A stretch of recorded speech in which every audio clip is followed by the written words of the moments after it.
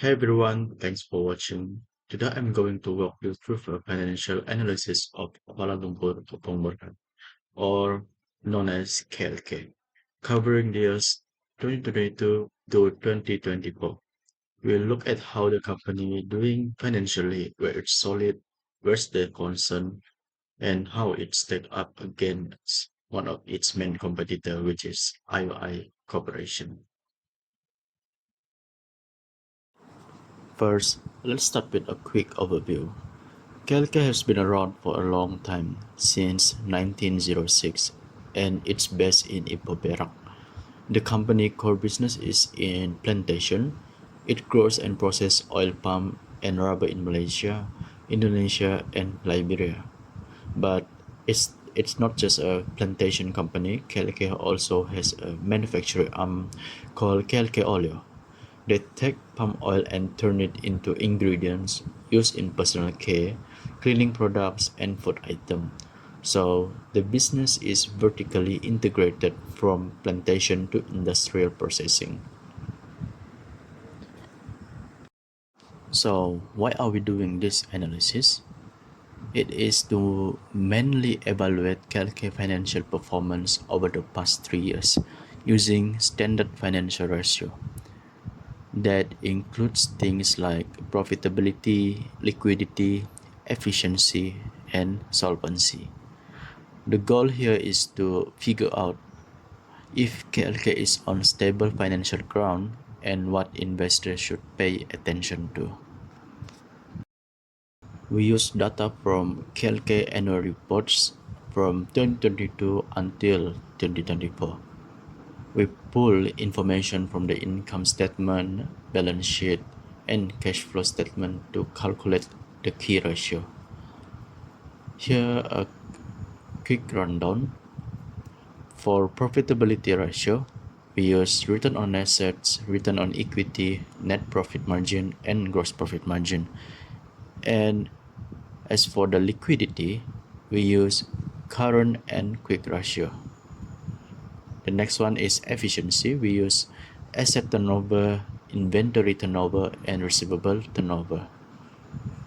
And lastly, for the solvency, we use debt to equity and interest coverage ratio. Now, let's get into the numbers.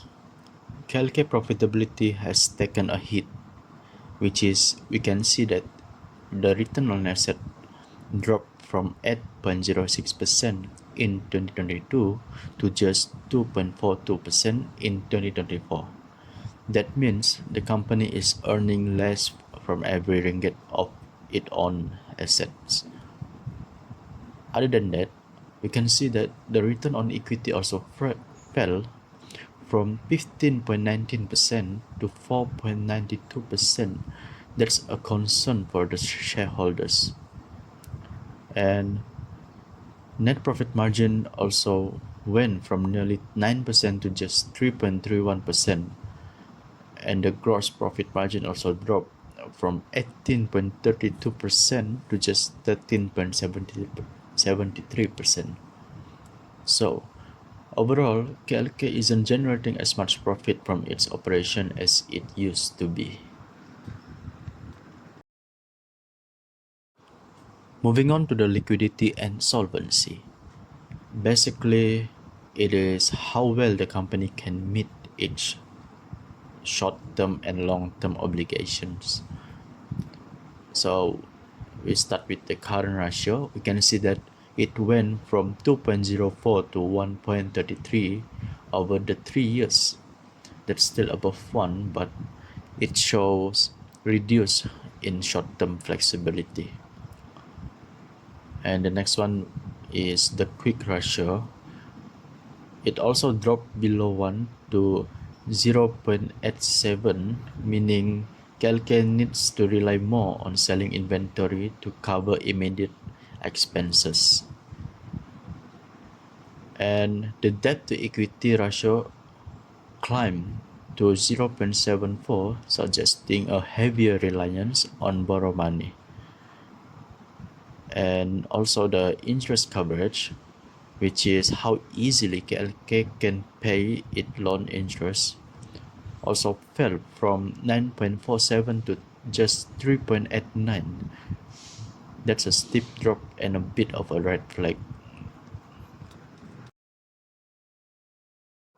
Moving on to the next slide, we can see that the efficiency is a bit of a mixed bag.